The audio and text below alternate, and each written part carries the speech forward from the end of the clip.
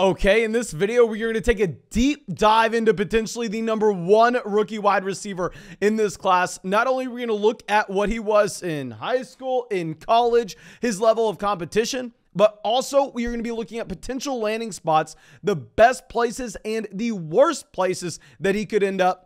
But before we get into anything, make sure you go down there, drop a like on this video, subscribe to the channel if you play Dynasty Fantasy Football. And if you want to check out any of these player props, you know you can find them every single week on Underdog Fantasy, where you can also get in a draft with us on the live stream. When you sign up for Underdog Fantasy, just make sure you use a promo code FLOCK, and they're going to match your first deposit dollar for dollar up to $100. And with the minimum of a $10 deposit with promo code FLOCK, you are going to get our 2023 Dynasty Fantasy Football rankings. But I think that should be about it. Let's go through and let's dive into Quentin Johnston, who as a wide receiver prospect, yes, obviously he pops off. I mean, this is a wide receiver that has the size. That's going to be the first thing that people talk about. And we know that honestly, in recent years, the NFL is kind of going away from these wide receivers that are 6'5", that are physically dominant, because the new meta in the NFL is these guys that can add value after the catch, these guys that can generate separation, and you don't necessarily have to win at the catch point. But anyway, with Quentin Johnston, this is a wide receiver that is 6'4", 216. Now, we don't know if those are the official measurements. We'll, of course, get those at the NFL Combine. But regardless, you turn on the TV, you know this is a big-bodied guy, and people get excited about that. And I don't know if I have short man complex. I don't know if I have some mental issues of myself, but I honestly feel like these big-bodied alpha wide receivers always get extremely overvalued in fantasy. We were extremely successful this season with the wide receivers that we identified as the biggest reaches in fantasy drafts being Courtland Sutton, being Michael Pittman, and being Mike Williams. The fantasy and dynasty community always falls in love with these guys. And Quentin Johnston, I'm not going to lie, he has an incredibly impressive prospect profile with his production. If we're going to be looking at the production side of things, he broke out as a true freshman. This is the #1 thing where, yeah, he only averages about 61 receiving yards per game, but the TCU offense was horrible. If you're looking at the percentage of the passing yards he accounted for his freshman season, he accounted for 31% of the passing offense at TCU from a yards per game perspective. He also accounted for 22% of their passing touchdowns per game. We go to his sophomore season, he takes a step up with both his raw numbers per game as well as his market share in that TCU offense. Where his sophomore year, 79 receiving yards per game, which was good for a 33% mark, and almost 50% of the receiving touchdowns on a per game basis at TCU went to Quentin Johnston. So a phenomenal performance his sophomore year. And his junior season, honestly, I know a lot of people are over the moon and a lot of people are calling him the wide receiver 1 because of this. He bumps up to 82 receiving yards per game. He bumps up to about half a receiving touchdown per game. But in reality, this is mainly due to the entire TCU offense, which he is a large part of, just getting significantly more productive. I mean, you're actually looking at his market share numbers coming down just a little bit, down to 30% of the passing yardage going to Quentin Johnston on a per game basis. Still, this is phenomenal. Being above 30% is 100% something that we look for. And if you can do that in a top offense, if you can do that in a team that's in the national title game, of course, that's something to get excited about. But what we need to look at is the level of competition that he had at TCU, because obviously, it is very different accounting for 30% of your receiving yards on a per game basis if you're Garrett Wilson at Ohio State. If you're Garrett Wilson and you're having to go up against Jamison Williams, Chris Olave, Jackson Smith, and Jigba, if you're dominating with that level of competition, 100%, you're going to be my #1 wide receiver. You're going to be someone I'm all in on.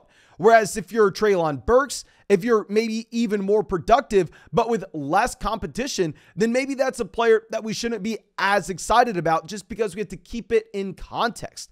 And if we're going to be looking at this TCU offense this past season, the other leading receivers, you had Tay Barber, 3-star prospect. You had Darius Davis, 3-star prospect. Savion Williams, 3-star prospect. Jared Wiley, 3-star prospect. So you're looking at a TCU offense that has a bunch of 3-star guys on it. Whereas if we are going to be going over to a wide receiver that I am going to be comparing Quentin Johnston to, because personally, I think Jackson Smith-Njigba is the number 1 wide receiver in this draft class. I just want to show the same market share numbers and put into context the level of competition we are looking at. Because Jackson Smith-Njigba, the last time we saw him play a full collegiate season was his sophomore year, where he averaged 123 receiving yards per game. Now, keep in mind, dominant Ohio State offense. This was actually only about 33% of his team's receiving yards on a per game basis, which is right in line of what you had with Quentin Johnston in pretty much all 3 seasons at TCU.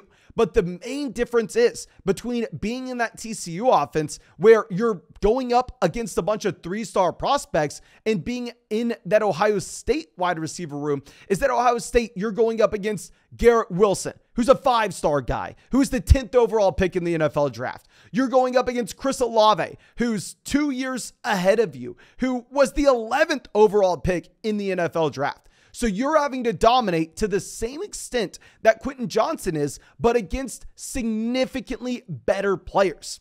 Now, if we were looking at the best landing spot for Quentin Johnston, in my opinion, you are going to be looking at him as a player that's going as a borderline top 10 NFL draft pick. I mean, this is someone that checks a ton of boxes. I really do like the guy, and I will draft him if he has the landing spot we like, combined with the value in Dynasty rookie drafts. I just wanted to compare him to Jackson Smith-Njigba to say he's probably not the wide receiver 1, especially considering that, I mean, hell, Quentin Johnston born September 2001, where you had Jackson Smith-Njigba born February 2002. So Njigba is even younger than Quentin Johnston, which is another reason to be a little more excited. But anyway, if we're going to be looking at a specific landing spot for Quentin Johnston inside the top 10, he's not going to be a top 5 NFL draft pick. I think we can all agree on that. He's probably not going to be 6, probably not going to be 7. But if we're going to go through this, he's, say, starting at 8 with the Atlanta Falcons. Do we think that the Atlanta Falcons are a reasonable landing spot? Probably not, if we're going to be honest. I mean, they already have weapons. You already have Drake London. You already have Kyle Pitts. You don't really need another wide receiver coming in. If you're going to fix this passing game, you need a quarterback. The Carolina Panthers, I would almost say the same thing. But if you are looking at Carolina, now that you move off Christian McCaffrey, you have DJ Moore, and that is it. That's nothing if you're going to be looking at the depth required at the wide receiver position in today's NFL to have one of those top passing offenses. So if you only have one weapon in your entire offense, you don't even have a notable running back to look at. I think that Quentin Johnston will be in play as early as pick 9 for the Carolina Panthers. Obviously, it wouldn't be a good landing spot because I think DJ Moore would still be the wide receiver 1 there. And you also don't have the quarterback situation figured out. But that could be a realistic NFL landing spot where, yeah, the Panthers could really use that big-bodied wide receiver to play alongside DJ Moore and to serve as that complement. 10, you have the Philadelphia Eagles. Philly doesn't need another wide receiver. They have one of the best skill position groups in the entire NFL.